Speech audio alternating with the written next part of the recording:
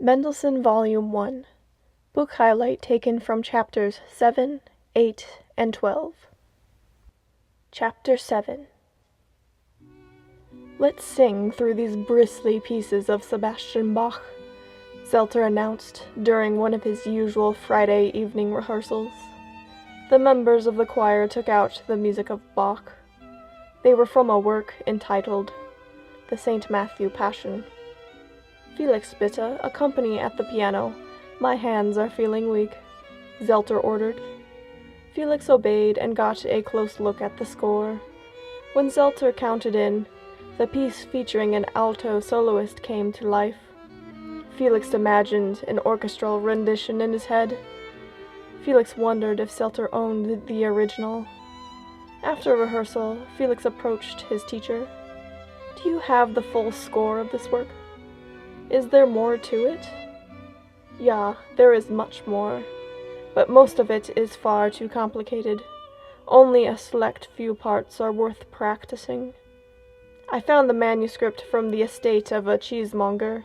He was going to use it as wrapping paper, so I purchased it from him. Most of it may as well be wrapping paper, but anything of Bach should be placed in the Academy's library. May I obtain a copy of the whole work? I would like to study it." "Nein," Zelter robustly answered, unexpectedly. "It is much too complicated." "Aber—" "Nein, go home." Zelter became cross. Felix left, with Fanny following close behind. Edward Reitz was nearby, so Felix talked to him about the rehearsal. Felix couldn't get his mind off of the score. At home, Bella was visiting, so he told her about the wonderful music at dinner. Chapter 8.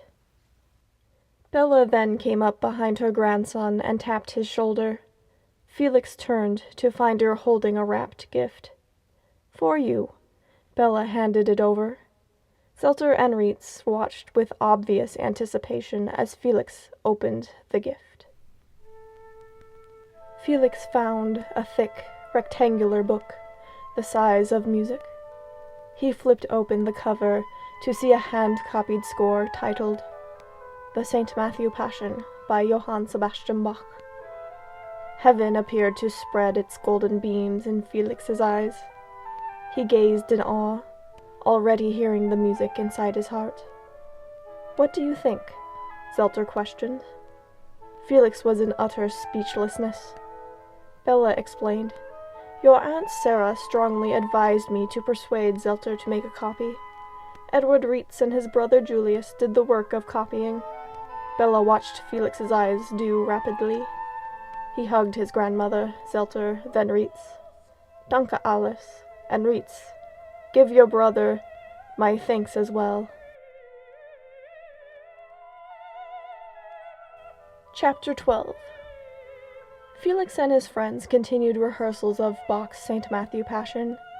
They could see that Felix desperately wanted a full production of it, but it seemed impossible. Marx thought the piano vocal reduction was hard enough, causing Felix to sputter. "I will manage without an orchestra." "But you need one," Reitz stated the obvious. "Then I'll play the Anara and the Waldteufel in said orchestra." Felix turned back to the piano to play another section. The Variant sang elegantly the part of Jesus, very much into the tone and setting. The other basses followed smoothly in choral parts. Herr Kugler talked to his fellow bass singers after the rehearsal. "We have got to convince Felix to talk to Zelter about a full performance. Holding this music back would be a crime against humanity," De Variant agreed. "But how can we get it to happen?" "Let us ponder at our homes tonight," Kugler suggested. Everyone left the Mendelssohn's home. De Variant's mind toiled while the carriage trotted home. His wife, Teresa, noticed, "Did that Bach music stress you out?" "Quite the contrary. It is just so beautiful." "Yeah, the other sopranos and I agree," Teresa nodded. Once home, they went straight to bed.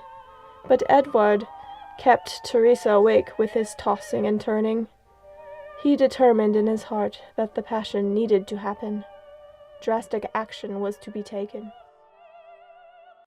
The next dawn, Edward returned to the Mendelssohn's house. He found Paul on the sofa. "Where is Felix?" "Still sleeping." "I should come later, then." De Vriend felt disappointed. Paul saw the sadness in his eyes. 9, he should be woken up by now. Have you ever had the pleasure of waking him? 9, he's merely mentioned his deep sleep. I've heard from others that it's death-like. Come see for yourself. Paul guided De Vriend to Felix's room. Upon entering the dark chamber, Paul first opened the curtains, to put some light on his subject. The beaming sun shined onto Felix's slobbering face, but that didn't stir a blink on the sleeping beauty. Time to begin the operation. Paul grabbed his brother under the arms to lift him. De Vriend jumped at Paul's shouts. "Felix, wach auf! Es ist 8 Uhr!" De Vriend watched as Paul vigorously shook and tugged. Felix's body lifelessly flopped in Paul's arms. Worry soon crept over Edward. Felix always pushed his mental boundaries over the edge, making Edward wonder if a lifespan was possible for him. De Vriend questioned Paul. "Should we get help? That is no sleep." "He's just being stubborn this morning." Paul slapped Felix's face back and forth like the little devil he still was. The tension became too much for De Vriend to bear, so he checked Felix's pulse. He gave a breath of relief, feeling the sleepy beat. Paul continued shouting and shaking.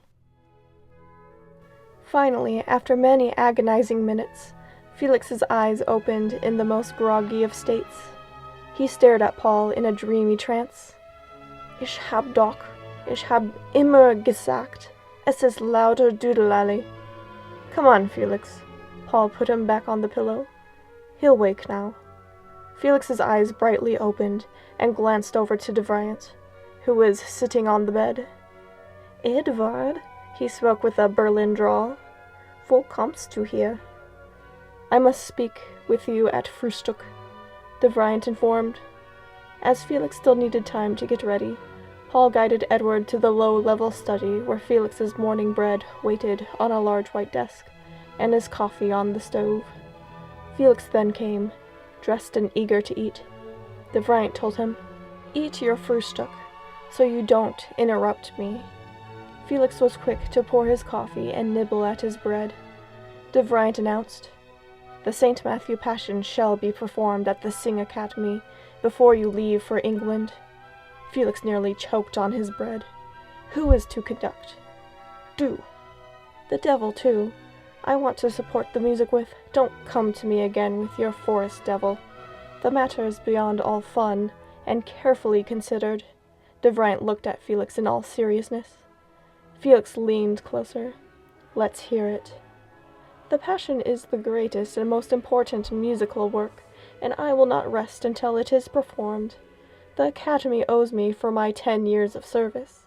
I will take all of my company business and sing the part of Jesus, and you will conduct the forgotten miracle into the open world.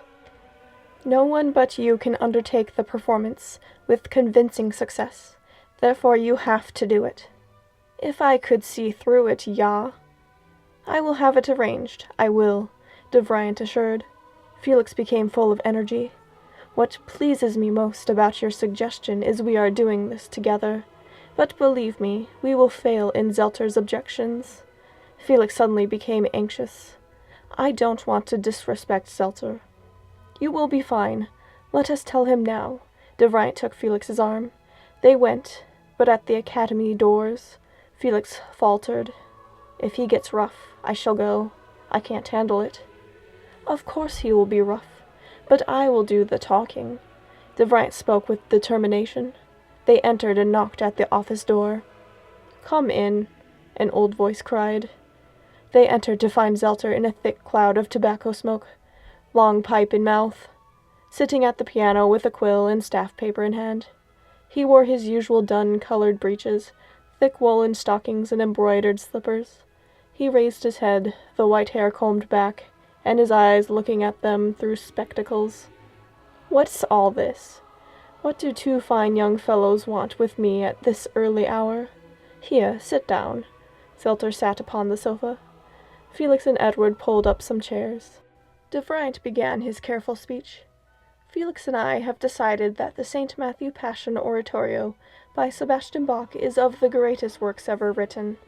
He continued, and Zelter listened all the way through, but a silence made Felix's hopeful heart pound. Zelter then spewed his thoughts. "Ja, if it could be done. There's more to it than what you say. We would need a certain St. Thomas school to pull this one through. We would need Bach himself. Today's violinists don't understand the music correctly." Zelter stood and paced about the room. Felix and De Vriend stood too. "Well," De Vriend suddenly felt a hand tug at his shirt. Felix had already given up. Zelter looked up at Edward. "Well, what?" "Well, we, especially Felix here, have considered the difficulties. You have helped us come to know and love Bach. We need you, and I have a wish to sing the part of Jesus." "You would need me, if I allowed it." Zelter became angry again. Felix went to the door in near tears. Zelter snapped at him. "You stay here. You should listen carefully. Others had to abandon this impossible work. Now some Rotznasen boys come along for whom everything is child's play." De Vriend was about to laugh at such Berliner insults. He looked to Felix, whose hand rested on the door handle, pale and miserable, waving De Vriend to get out. De Vriend mouthed, "Stay." Zelter argued again. "You are not thinking about anything. You need leaders and consent, and women are in the choir. You won't get it to that easy under one roof. We organized everything at Felix's house. I only need the consent of the hall and our members." Edward calmly reasoned with Zelter's festering anger. "Ja, the members. Today 10 will come to rehearsal, and tomorrow 20 will stay away." All three laughed at this joke. De Vriend had won, and Zelter let up. "Well, I'll say a good word when the time comes." As they exited into the hall, Felix explained in glowing excitement about the organization of the orchestras and choirs. Zelter encouraged, "Go ahead and do it in God's name. We'll see what happens." Zelter then left. De Vriend hugged Felix. "We did it." Chapter 12. Highlight number 2.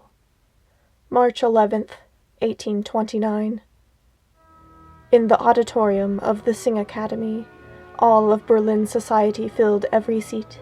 The dark growing interlude from the orchestra consumed their attention. There, seated at the piano, between the two choirs, baton in hand, was the 20-year-old Felix Mendelssohn, conducting this sacred sound that had not been heard by the public in almost 100 years, the St. Matthew Passion by Johann Sebastian Bach. What Felix had envisioned for this great work, after 5 years of arranging the score, was now presented around him. Felix watched everything carefully, as to play and conduct with utmost accuracy. The concert would be giving way to a new concept at the concert hall, the revival of forgotten works, and marked as the greatest revival of Bach's music.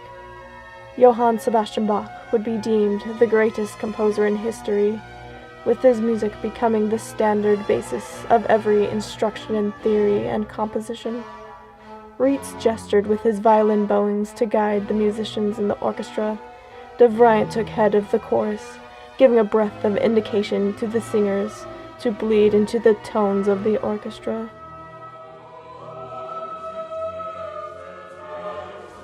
The choruses sang with fire, striking power, touching delicacy and softness that made the people weep. The natural earthly tones could soothe any ear. Felix couldn't help but smile as all was going as planned. Zelter sat off to the side, score in hand, glancing at the notes, each one coming off of the page in vibrance. The music that he had locked away was now free from its imprisonment, giving the crowded room the air of a grand church. A sense of gladness came over him.